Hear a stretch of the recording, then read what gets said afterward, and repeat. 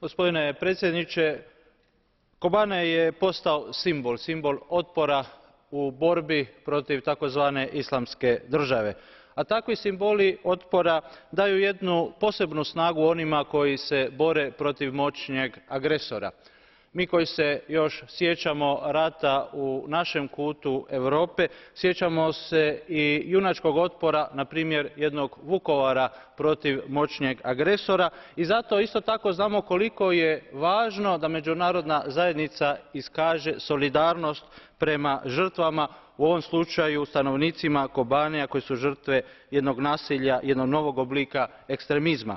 Naravno, ISIS je jedna globalna sigurnosna prijetnja jer on se želi širiti ne samo u Siriji i Iraku, nego ideja kalifata ide čak i do juga Europe. To je suluda ideja, međutim i samo regrutiranje boraca na europskom kontinentu je već jedan destabilizirajući faktor.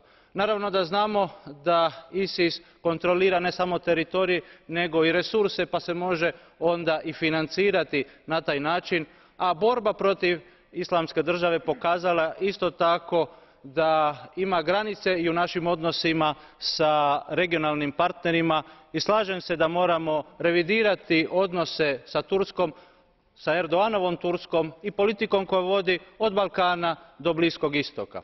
No, ono što želim ovdje naglasiti je da moramo isto tako gledati onu humanitarnu dimenziju, a tu Europska unija ima jednu vodeću ulogu. 3 milijarde eura je paket pomoći što od Komisije, država članica. Europa osigurava izbjeglicama iz Kobanea i okolnih gradova i vodu, i hranu, i lijekove.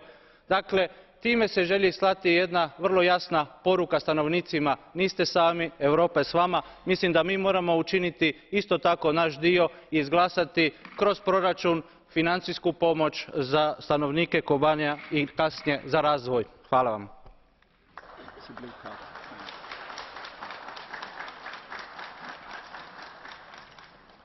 Also zunächst mal, meine Damen und Herren, wir schätzen es sehr, dass wir Besucher auf der Tribüne haben, aber es entspricht nicht parlamentarischem Brauch, dass von der Tribüne Beifalls- oder Missfallenskundgebungen abgegeben werden.